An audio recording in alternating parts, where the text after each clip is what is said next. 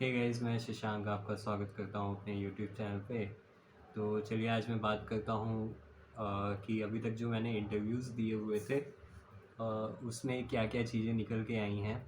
तो पहली बात, जितने भी इंटरव्यूज़ मैं दे रहा हूँ उसमें कई चीज़ ऐसी हैं जिसमें मेरे को बहुत शॉक किया हुआ है। और उसमें मैं एग्ज़ाम्पल बताता हूँ आपको कि 1-2 इंटरव्यूज़ तो मेरे फ़ाइनल हो गए।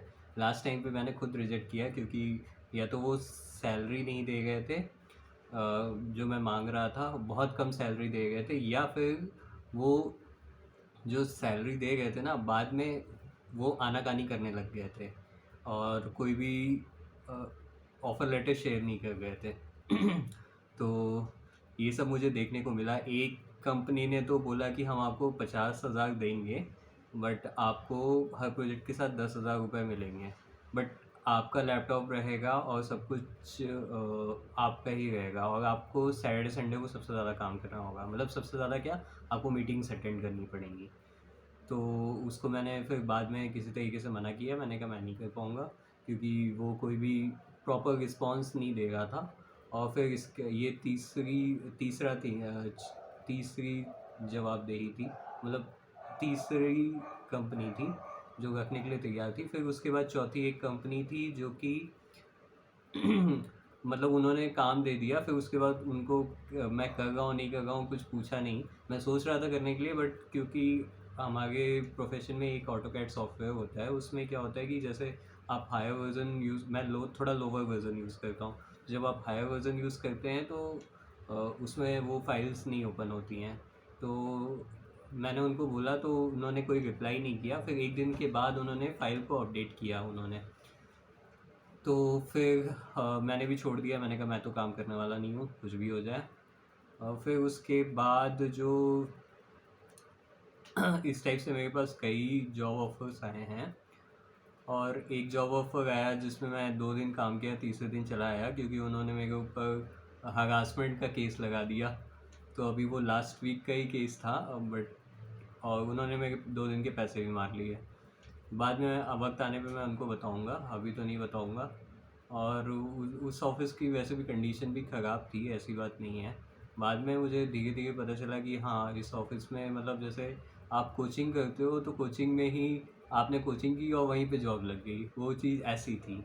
और उसमें सबसे ज़्यादा जूनियर्स उन्होंने रखे हुए थे। मैं ही जो था वो मिड लेवल का एक आर्किटेक्ट था वहाँ पे।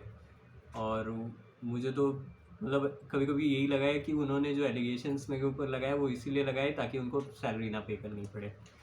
तो इस टाइप के बहुत सी कंपनीज मिल रही हैं इस टाइप पे। मैं अभी वही रिसर्च कर रहा था। और एक कंपनी तो थी जो सब कुछ डिटेल मांग रही थी, लेकिन जब उसकी एचआर कुछ ज़्यादा ही एटीट्यूड दिखा गई थी, तो वो सबसे पहले जैन में मेरे पास ऑफर आया था। तो बाद में फिर मैंने कहा मैं नहीं कर सकता हूँ और तुम दूसरा देख लो।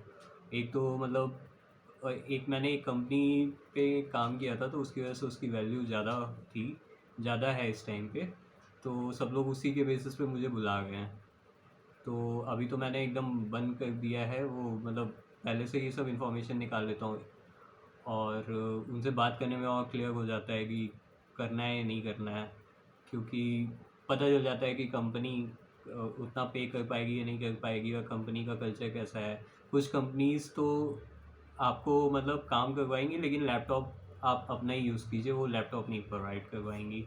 तो ऐसी ऐसी कंपनी भी है, ऐसी 2-3 कंपनियां मुझे मिली। तो मैंने अभी तक मना कर दिया है उनको। और भी ऑप्शंस मैं देख रहा हूँ जो भी है। और एक कंपनी है जो कि मतलब मुझे काफ़ी 2-3 घंटे तक बैठा के रखी और फिर बाद में उन्होंने इंटरव्यू लिया क्योंकि उनका बॉस कहीं गया हुआ था। और फिर उसके बाद मैसेज करते हैं कि आपका सिलेक्शन नहीं हो पाएगा क्योंकि मतलब हम नहीं रख पाएंगे। तो मैंने उसको भी बड़ा सुनाया। मैंने कहा ये क्या तरीका होता है, तुम 2-3 घंटा बैठा के, ये चीज़ तो तुम ऑनलाइन भी कर सकते थे, मेरा समय बर्बाद किया तुमने।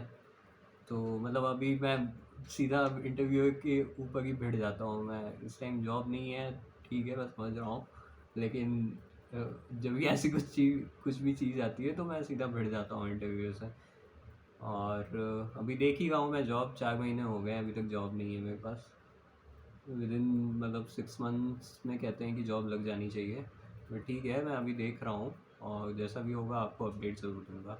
चलिए बाय बाय, टेक केयर।